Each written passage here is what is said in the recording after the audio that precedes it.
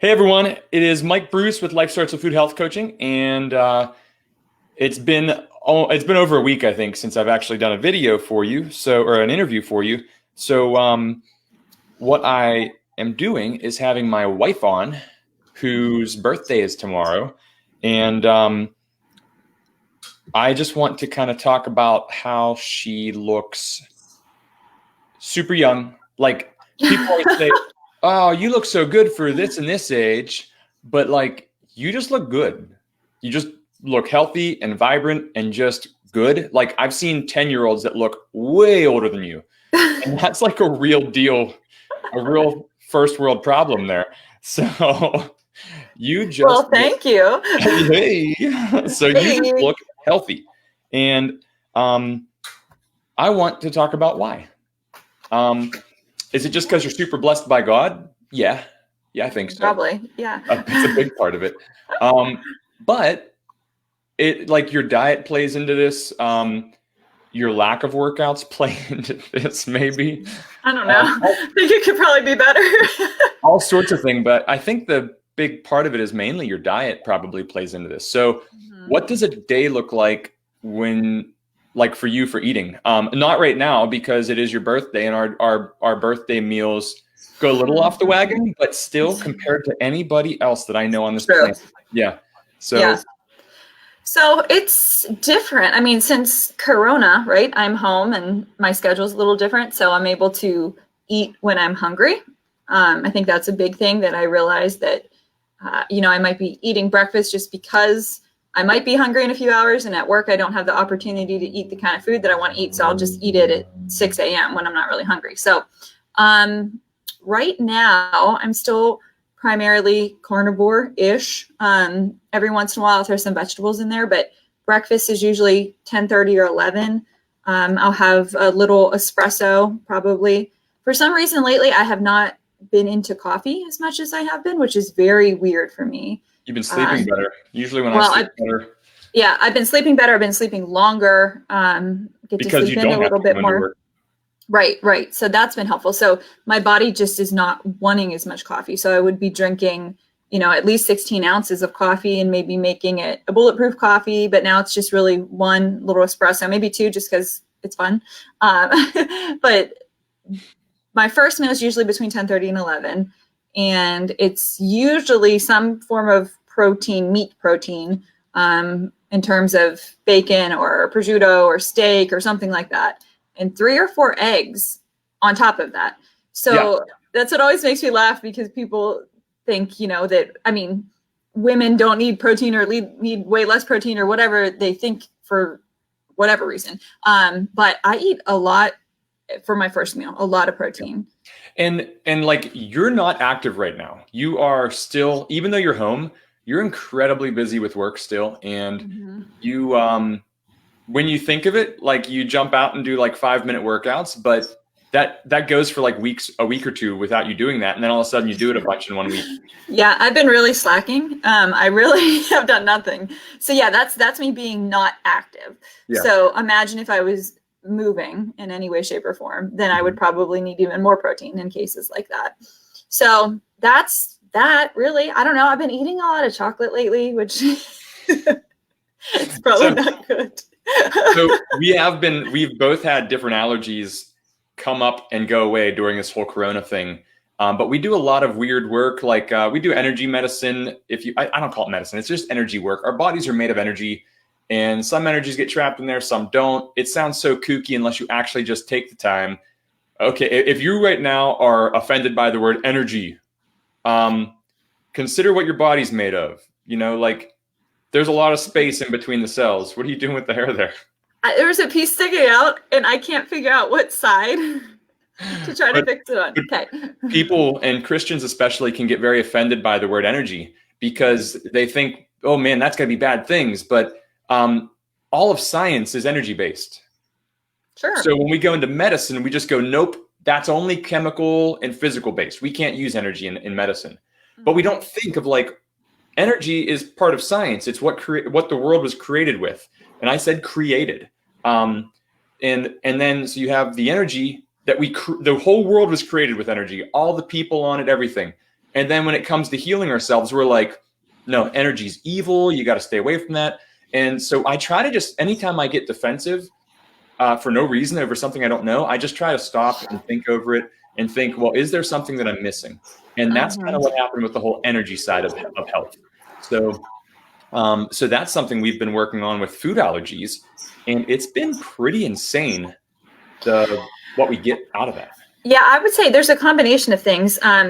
Going carnivore a few years ago, like the first time I did that strictly, no chocolate, like literally just meat. And I don't think people quite understand that, meaning no sauces, no, like just meat. We didn't even use spices. I felt lard and tallow. Right, and butter. Right. I felt incredible. I mean, and we've talked about this. It was just like, I felt like I had this weird energy, like I was like skipping and like I felt light, and so that was a big deal. Most people use the phrase, I had a skip in my step, but they're like, that doesn't even halfway say what it was. It's like you had this hop that doesn't make sense. Very crazy. So, I did that for a little bit. I don't know, maybe the first like 30 days I was more strict. But off and on since then, we've been primarily meat based, right? So besides all my chocolate that I eat. But it's been interesting since going carnivore, and then since working with Dr. Ted first, before all the energy stuff that I think we're alluding to, getting my body on the right supplements to support it that my particular body needs, right? Not just what the grocery store is telling me that I need. That was huge because I had some thyroid issues and I felt really good from that. Yeah. And then the next step after fixing, the supplementation and things like that, because our food was pretty much on par, was the energy side of things. So there's been progressions, very kind of crazy progressions at first that we've been going through, but they've been like wildly useful from a health perspective. Yeah. The emotional side of things is the easiest one to jump on first, because that's fairly easy to explain to people that the way emotion, when you start to describe an emotion, and I always use humiliation because it's one of the strongest emotions. And energies have different frequencies, even colors literally vibrate a different frequency, which means you pick them up differently in your eyes and your brain perceives them differently. That's energy, guys. Your vision is energy. So humiliation, when you feel humiliation, it's a physical, it's not a pain, but you might as well call it that. It's this physical, horrid feeling. So that's a physical feeling coming from something intangible up here. Love. Talk about when you just feel so loved and so overwhelmed with love. Is that not a warming, completely physical sensation? And it is like like your heart, like you really feel like your heart feels that emotion. Yeah. Traditional Chinese medicine figured this out for the last 4,000 years. They figured out that different emotions tie to different organs. So when we work on these things, we just ask the body, the subconscious, how to do these things, what needs released. Subconscious, the memory of the subconscious is, it remembers everything that's ever happened in your life, anything you've come in contact with, which is cool. So you can through muscle testing ask questions to your subconscious about what emotions you need to release for what symptoms, and we see pretty insane results with some people. I always come at it with like no expectation though, and I think that's the best way to do it. And I tell people, don't have any expectations for this because it might take a couple sessions. It might happen right now. So, but yeah, for our food allergies and stuff, we've done a lot of work with that, and it's really cool, and it's really grown in our life. It's not a daily thing, but it happens a lot. So I think our bodies are adapting a lot. I mean, I'm still not to the point where I think I can just eat, a whole bunch of cheese or anything right now, but I think my body is stronger in the handling of issues that it may have had previously with dairy. I had a bite of cheese last night at the restaurant, and we will see. I had a something with whey protein in it the other day, and my ankle started hurting, which is exactly what happens to me for dairy. So last night I had a bite of cheese to see if it's not going to happen today. It'll happen tomorrow. You also had cheesecake. So it wasn't just that bite of cheese with the Brussels sprouts. You were like eating whipped cream and cheese. Yeah. Yeah. I had a couple bites of that. I didn't have a lot actually. I just had a couple bites, but we'll see. It's going to be a good experiment. Yeah. So that's what I do is like, I see, okay, how healed am I so far? And I'm not congested or anything today. I might have a few extra bugs, maybe. That's it. That's what happens to me when I eat cheese. I get really congested, really phlegmy, and I get tons of bugs for a couple of days. Might get soreness right here. that hacking noise a lot. The worst. Yeah. All right. So speaking of working from home, which we talked about earlier, so like when you do work out, you're just doing like literally you're doing a 5-minute body weight workout of legs and arms, push-ups. Sometimes you throw the pull-up bar up on the door. But for stress reduction, what have you been doing for stress reduction? So you were doing paint by numbers, and I just realized that has transitioned over to drinking. I think, yeah, I mean, so drinking is a terrible answer because I think it causes a lot of other issues in your body. It's not been a good thing, but drinking has been a fun thing to do. Yeah, that's interesting. So I think there were all these things in my mind that I was going to do. I was going to develop all these healthy habits and gratitude journaling and, you know, meditation. And I just haven't done that, which is really sad. It's not like it's too late to do that. I really like our Bible study that we've been doing, our couples devotional. So I think that's a good thing that just makes you sit down and think about, like, be present in the moment and kind of not worry about other things. What's that called? 365. What is it? I can't remember. We had it up. I think we did one of these before we had it up. So I've liked that a lot. But I do need to get back into the workout thing because honestly, it was so easy. I was doing like setting a timer for from 5 to 12 minutes probably, and then just going the whole time. So doing squats, push-ups, dips, lunges, yoga moves, like whatever. It didn't have to be that strenuous, but just to do something to move that whole time. Because even at home, I'm realizing I'm still sitting for 9 hours a day, right? So just because you're home doesn't mean... But yeah, you kind of you put a stool up, so you're kind of like squirming around, kind of standing. Yeah. So yeah, I should be standing more. I'm standing right now, but I should be standing more during the day and doing things like that. But no, I think the workout piece was really helpful. So that's something that I kind of cycle with, and I think that's a good thing for stress reduction. Over your right shoulder is your paint by numbers. I can't this way. Just way. There you go.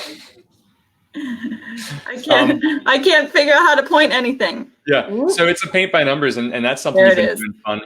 But honestly, I think you just being able to walk outside and sit outside for 5 or 10 minutes with your work phone or your laptop is massive for your stress reduction. So yeah, I hadn't really thought about that. I think what's that? You have a tan this year. I know. I'm so happy about that. I think that's a huge piece, actually. Lunchtime, if it's nice out, I go outside and I lay in the sun. Like I will put my bathing suit on and just lay in the sun for a little bit with the dog. You lived in your bathing suit for like a week and a half, and I had to tell you, hey, you got meetings. You need to put a shirt on tomorrow for a meeting. I never thought that I would just like sit at my desk in a bikini and do my job, which is pretty awesome. But the sunshine has been tremendous. Just being able to go outside, or if things are stressful, you know, and I just need a little bit of a break, just walk outside, literally get my bare feet on the ground and walk outside. Technically I could do that at work, but it's just more effort than walking into the backyard. So I hadn't really thought about that. I mean, that's something I think that comes naturally, but that's definitely a big stress reliever. Yeah. Noah Tellish, he always chimes in. I love Noah. He just... Legends. Thanks, Noah. A guy with a voice like him calling us legends. I know, right? Good, right? So I wonder I don't know if he's still watching or not, but I hope he's back to playing. Like I hadn't really thought about that. Oh man, I didn't think everything about that either. All the bars have been closed down. Yeah. I'm curious, Noah, if you're still watching, let us know what Nashville's like right now, or if you're in Nashville still. I don't even know what you're up to lately. Yeah, like what's the stitch with that kind of stuff? You do a lot of things, and you're just like a health coach. A musician has to do a lot of things for a long time. So it's not an easy life to live, but you can definitely have a good living at it too. So so we got the hobbies. We love to just go out to eat and like sit and like for your birthday last night, we went out with some friends, Dr. Pete and his wife Rachel, who Pete was on this an interview way back in the day, but we love to just go out and sit at a bar and like have a couple cocktails together and just forget that there's another massive amount of people around us. And that's a bummer that we don't get to do that lately. Yeah. But we did get to go to Vivo last night for your birthday, and that was our first time having cocktails there. That bartender was just the coolest guy. He made really cool drinks.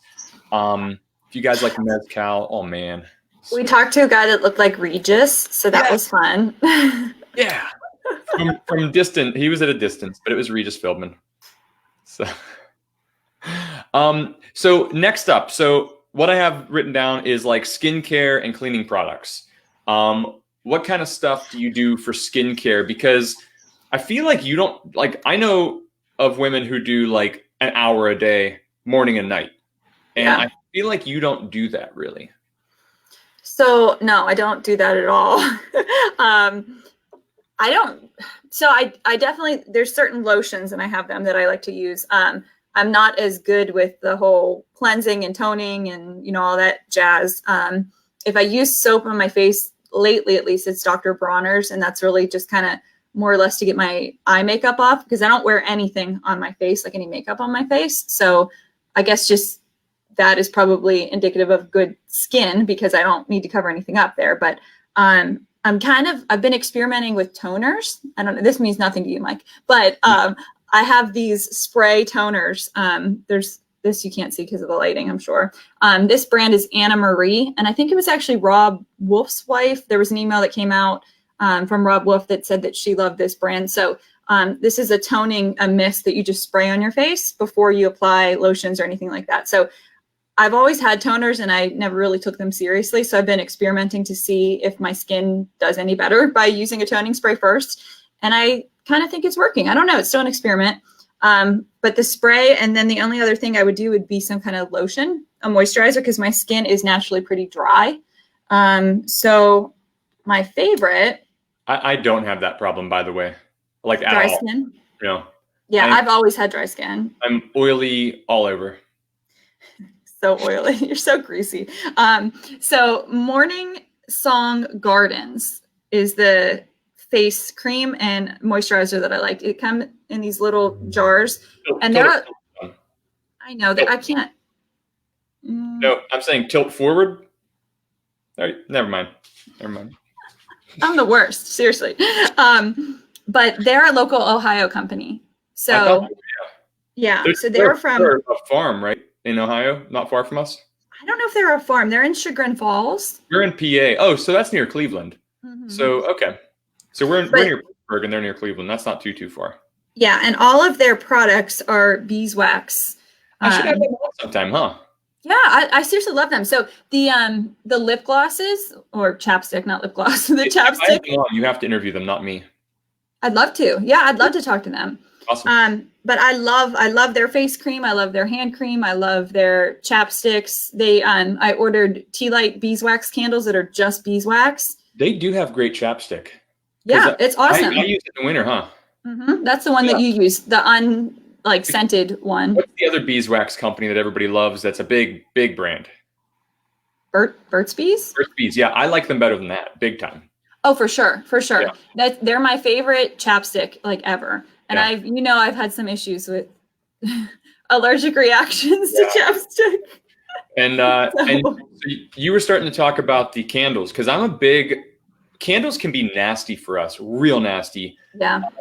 And they put off candles. Any candle you have is putting off something into the air. You're breathing it. It's causing a problem in you.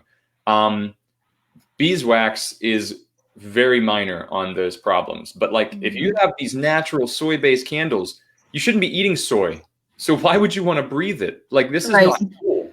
So so candles are hard, because everything is like a soy candle anymore. And people, when they see that, automatically they think that's healthier, that's better. And everything is soy-based. And then the fragrance, right? So that's the thing with so many cosmetics and laundry detergents and cleaning products and things like that. Fragrance is this generic category that is just loaded with hormone disruptors, and you don't know what's in fragrance. It could be one of a million different things that could be problematic. Is that documentary still on Netflix called Stink?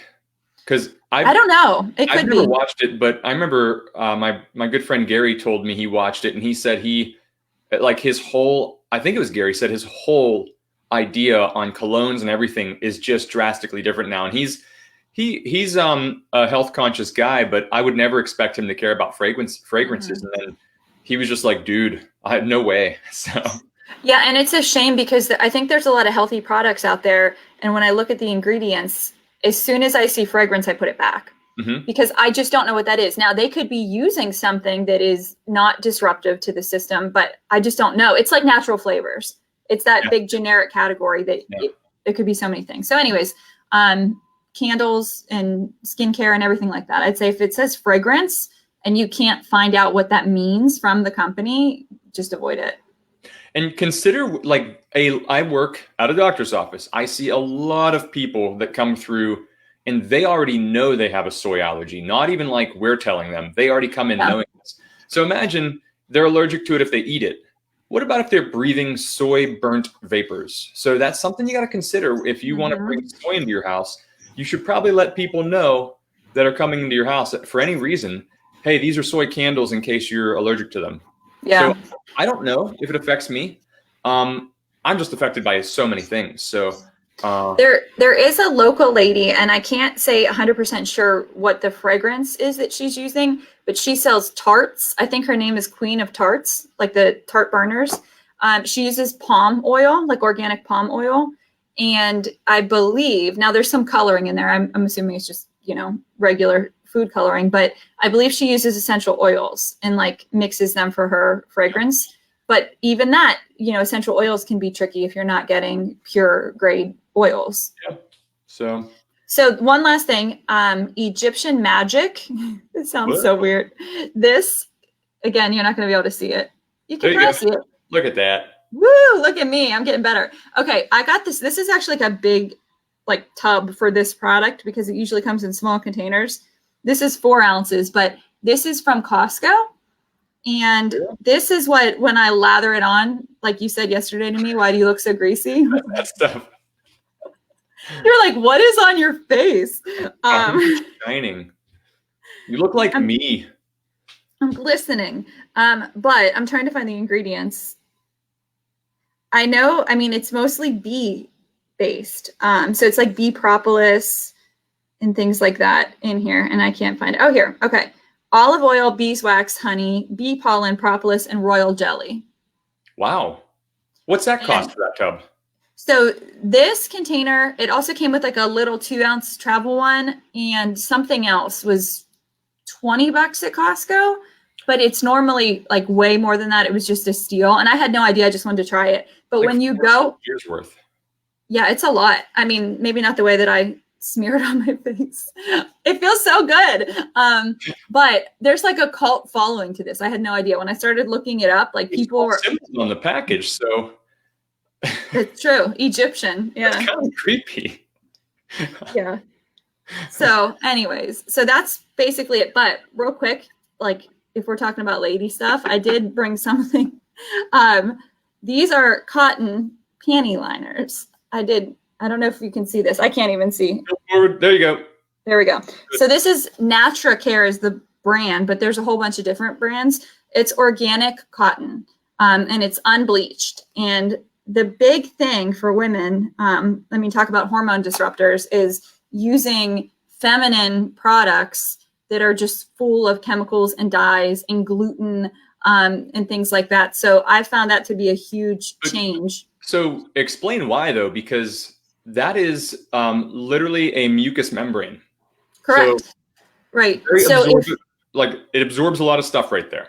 Yes. If you have, I think people don't realize this, and this is crazy. I did not realize this either. If you are celiac or if you're gluten sensitive or whatever the case is, a lot of are gluten sensitive. Yeah. Period. A lot of the female products, the ones that are advertised on TV, I don't even know what they are anymore because I haven't used them in so long. They contain gluten or because their cotton was sprayed down with Roundup, they cause these horrible reactions when you're putting them, close to those parts of your body that literally, like you said, they're mucous membrane. They just absorb all of that. And why do they put gluten in tampons? So if I'm remembering correctly, I think this is what you're referring to. I think this was a study like back in the 50s. And it's one of those things when I found it, I couldn't re-find it on the internet. So it kind of makes you wonder about it. But years ago, the industry for feminine hygiene products wanted to increase the need for these products. So they found by putting certain things in the products, tampons, pads, whatever the case is, gluten, it messes with the hormone system so badly that it causes the female body to bleed more during their cycle. So shed the lining more, things like that. I mean, that's what the blood is, right? So it totally messes with your whole cycle in order to sell more of these products. Because several days a month for half of the population of the planet isn't enough products to sell, right? Like, holy crap. So, well, and I mean, this is probably TMI, but like when you talk about products like this, but if we bring it kind of full circle, talking about the skincare, not using bad things, having clean food in your system, all that kind of stuff, like my whole cycle has completely changed. And the need for things like the feminine hygiene products is much less. So it does make you wonder, you know, is that the intention, to increase that? You know, our bodies are so disrupted that now we need more products and things like that. So, you know. And what are you okay with saying what you use in place of, because you were kind of like screaming on the mountaintops when you first got. So this is, okay. For most people, this is really weird. I don't know if this is the right forum for us to even. I think it's completely the right forum. This is exactly what I talk about, all kinds of health things. So, making yourself better and making your life better. Sure. Yeah. So I was totally creeped out by this concept at first until I tried it. And I was like, this is the greatest thing ever. So instead of using tampons, because I just think they're the worst. Tampons if you want. I don't like to call them tampons. I've just never, I don't know. I feel like any woman could agree. There's nothing fun about them. There's like this string that hangs down and it's just the worst. I mean, it's just very uncomfortable. So there's a product, and there's a lot of products like this, called DivaCup. And it's a cup. It's a menstruation or menstrual cup, I think is what they call it. But it's a silicone product. I think it's like a medical grade silicone. And you insert it up there. I mean, it's super weird. The first couple times you do it, you don't get it quite right, and you're going to have like leakage and things like that. But once you figure out how to use this thing, it's just like game changer. It's a game changer. When you first started using it, I remember you would talk to any woman about it possible. Well, because I think it's so weird. You're not totally like that with a lot of things. It takes you a while before you get to that point, and you were real fast on the board, like on board with doing that with this thing. I just think because if you're just looking at it, like if you just look at it on Amazon, you're like, what? Who would do this? This is so weird. Like, until you really look into the rationale behind doing it, and the comfort, there's a comfort there that you just don't even know, right? So it's a game changer. And I think it depends too on the person, like the woman. You know, some people have heavier cycles than others. So having to change the DivaCup is when that can get a little hairy if you're not home or if you're like out in a public restroom or things like that. So there are some things you have to consider about it, or even maybe the days that you want to use it or not use it. But there's nothing in it that's going to mess up your cycle. Mm-hmm. And that was the big thing for me. Like, it's not disrupting my hormones. It's not, I don't have to worry about it. So people don't take their hormones serious enough. They're just willing to put anything on their body, in their body, wherever, that is known to completely screw up your hormones. Mm-hmm. And like, you don't even know who you are as a person if your hormones aren't balanced. You don't know, you don't know your mood. You don't know your anger level, your happiness. You don't know who you are. You are not the full potential of you. You are not who God created.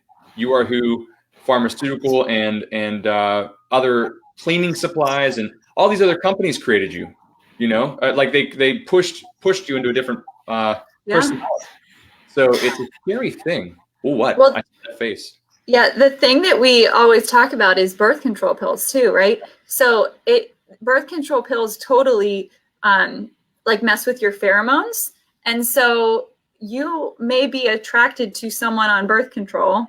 When you're on birth control. When you're on birth control, kind of incorrectly based on your body's chemistry. Yeah. And then when you get off of birth control and the body evens itself out, then the pheromones that are your natural pheromones, right? When they kick into place, it could be that you are no longer attracted to that person. And that's so crazy. For women, it will disrupt the way they smell other people's pheromones, meaning their husband. And for men, it can actually, I don't think it probably affects men as much, but it affects how women smell the pheromones and how their receptors for pheromones. For men, you're still smelling the same pheromones from your lady. So you're, that's still working out. And what I don't know though is I don't know if it changes like what the female puts off even. It might. I mean, it makes sense that it would, but it 100% changes the perception of the receptors of the female's pheromones. Correct. For her. So like literally, if you look it up, you can find people who got off birth control and they decided after that they did not love their husband. Like they could not believe they were with their husband. They wanted nothing to do with them because this whole time they have a chemical imbalance that tells them, oh yeah, I like my husband. Like he's the right one for me. So that's a really big deal, guys. Yeah. Well, and especially I think nowadays, I mean, young girls are on birth control, like young, right? And they get on because of acne or whatever the case is, which we know is probably a food issue. And they start at like 12 years old and they don't get off until they're in their 30s. So their whole life, they are disrupted, And there are no studies. There are no studies to show the implications of this in terms of long-term hormone use like that. Well, and it's hard because it's interesting, but it's difficult to find an OBG that is very health-minded. I mean, it seems very odd. They're big on taking fish oil and prenatal supplements. Sure. But in terms of diet, and I mean, the whole time that I was on birth control, my OBG was like, nope, totally safe. There's no studies to indicate that it could be harmful for you. There's no studies that indicate there's a correlation to cancer. I mean, but again, that's what they believe. So I'm not saying anything against it. It's just hard to find it. So we can finish with this. If anybody has any questions, you're welcome to chime in. But something else I have written down is raw pet food, because a lot of people always ask me about the raw pet food you make. And I say, you got to ask Kim. She does most of the, thankfully you took that on and you kind of were dialing it in for the dog. And so for Jackson, he's about 60 pounds, between 55 and 65. So probably 60, 58. He's pumping out a little. Yeah, he's beefed up some. He looks beefy, yeah, in a good way. Yeah, so our dog Jackson, we knew that he had some kind of grain issue because he was breaking out in hot spots with his food, with just like traditional food. We switched him to, I think it was called 4Health, which was the Tractor Supply version of grain-free food. And he did pretty good on that.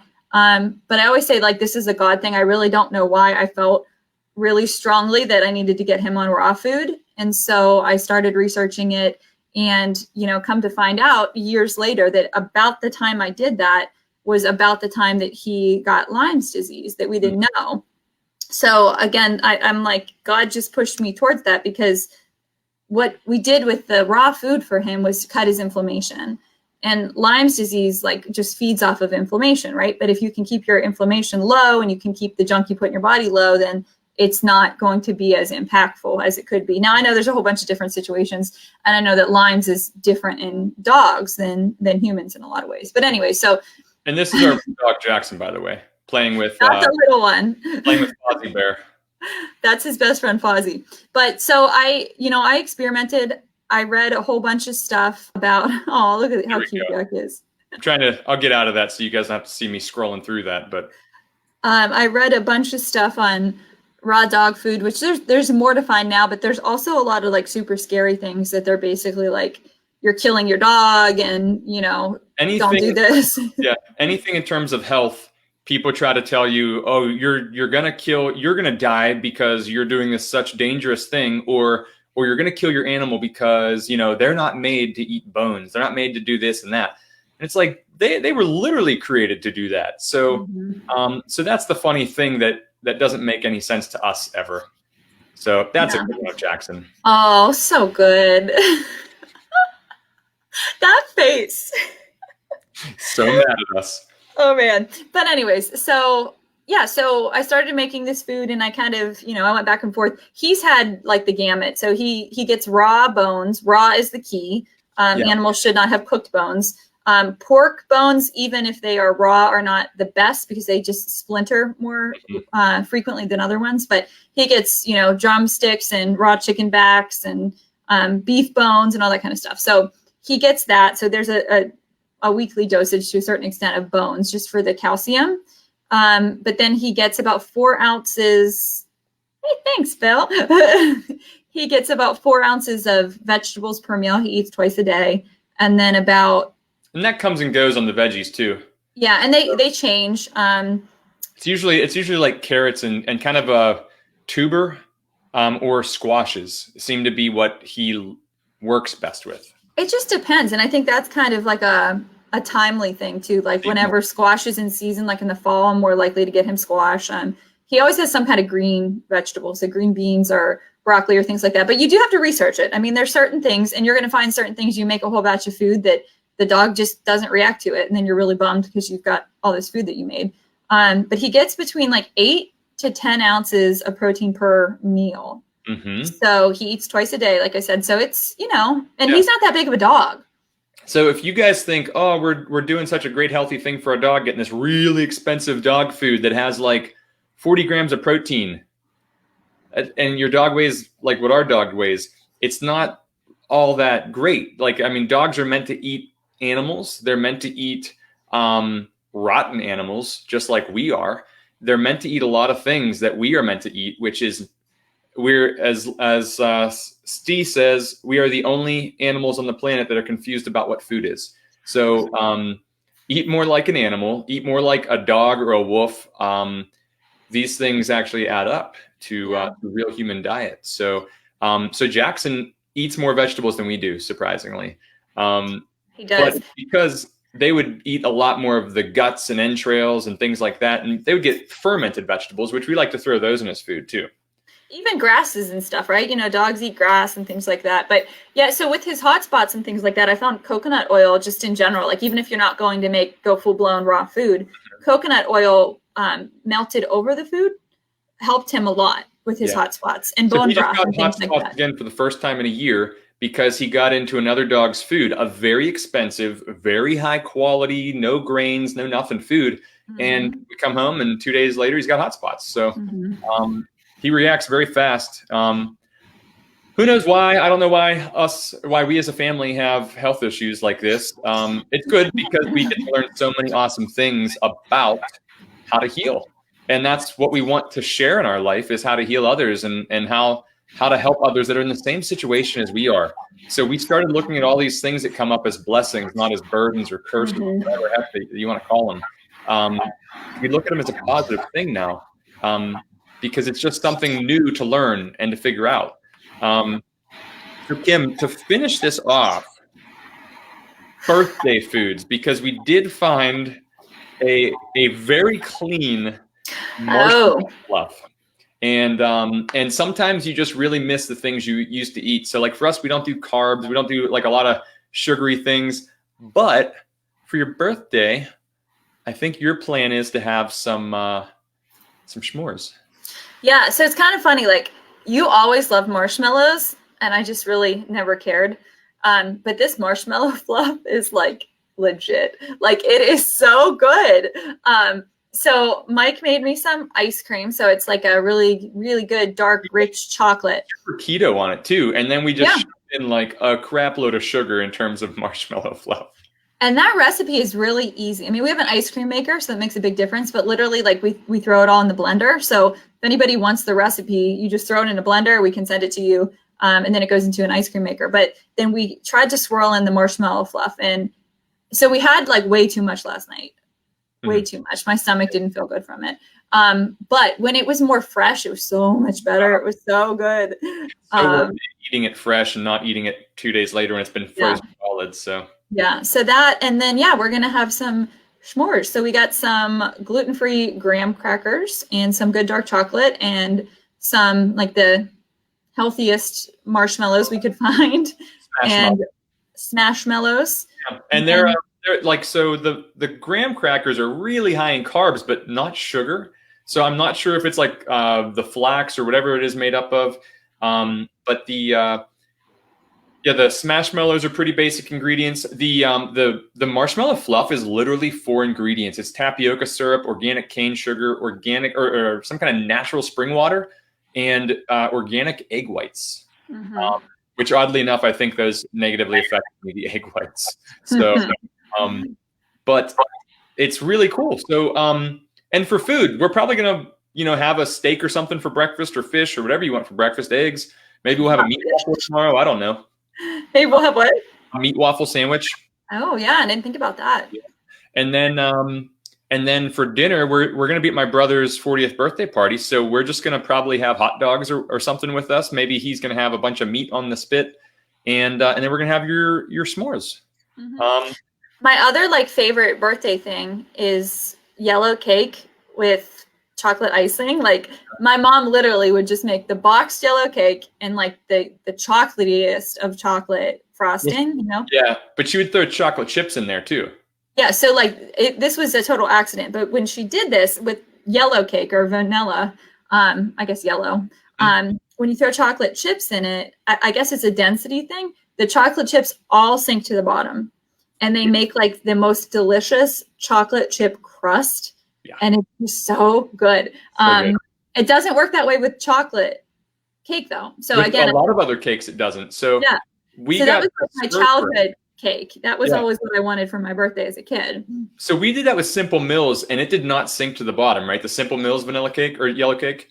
No. But and we now have a Swerve cake box, but we didn't try it yet. So that'll be maybe in a couple months we'll give it a try, because we can only handle so many sweets back to back. It just starts making us feel.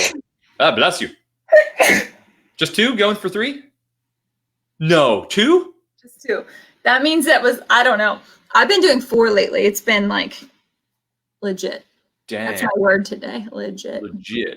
So we'll probably wait and try out the Swerve chocolate cake in a few months. But I made a pineapple upside down cake one time with the Swerve chocolate cake, and it was very much a paleo version of it. Almost keto. It was pretty high carb, but compared to what it could have been, and it worked really well. It was really moist. So I'm really curious. Dana, if you're watching, 52. Moist. 53. 53. I'm really curious if it would let the chocolate chips fall. I don't know. We'll see. I was surprised by it. I don't feel all that great from Swerve anymore, but I'm getting back to it. It doesn't affect me that bad anymore. So my body just.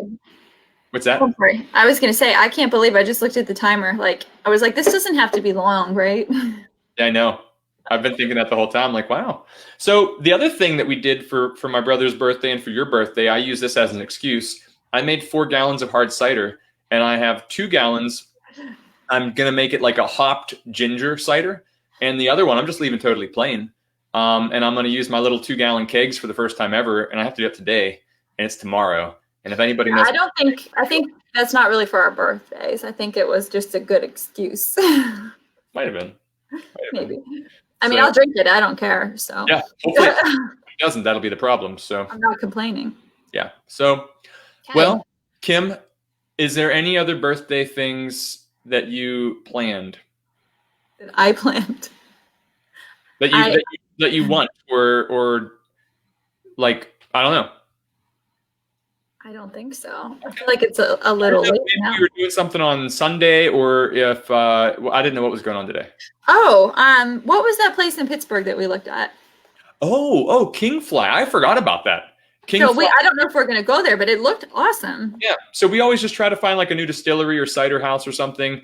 And there's a couple of distilleries in the city that we've never really even looked up. Kingfly does a couple odd different types of liquors, not whiskey, and I think they might do rum or something. But they do what do they call them? Aperitif type liquors. And then Lawrenceville Distilling also makes similar things to that. So we might go figure one of those out. Maybe we'll have to get a hold of Gary and Kara and see if they're up for that or something. Yeah. Because it looks like they have really good cocktails. They make all their own syrups and, all that jazz. So gorgeous logo, Kingfly. Gorgeous logo. But it also reminds me of the Venture Brothers. the bad guy on the Venture Brothers cartoon. So. Oh boy. All right. Well, we better rock and roll. We have other stuff to do today, and so you guys know, like, we aren't social distancing. It's just really nice to have a split screen on here so that we're talking to each other instead of doing this the whole time. Yeah. We much prefer being in the same room as each other talking, but I think this works. This also keeps your Facebook page like looking consistent. It does. Consistency makes my brain feel so good. Yeah, so it will look similar, which is good. Not good. And you're very orange today. Yeah. I was hoping that nobody could see my body. So you're tan, but your skin coloring is almost like blending in. Well, this side over here really blends in. So if it wasn't for your eyes, like having some white in them, you're almost blending into the wall. So good job. Yes. All right. I love you. I love you. You're the coolest. You know. Yeah. You know. Yeah. I mean, so, all right. Everybody, thank you for tuning in and hanging out for so long. Kim is much easier to much easier to listen to than I am, I guess, because she brings in the viewers. So the two of you that watched. Yeah. There was like 4 to 8 there was a bunch throughout the broadcast. So all right, everybody. Thank you so much. Everybody have a great day. God bless. If there's any questions on anything, reach out and ask us. If this energy stuff we talk about makes sense to you, ask us. If you have product questions from anything from skincare to hygiene, whatever, ask Kim. And Jamie, toodaloo to you too. Thank you. Hi, Jamie. But all right, guys. Kim, I will see you in 1/2 minute. Yes. All right. All right, guys. See ya.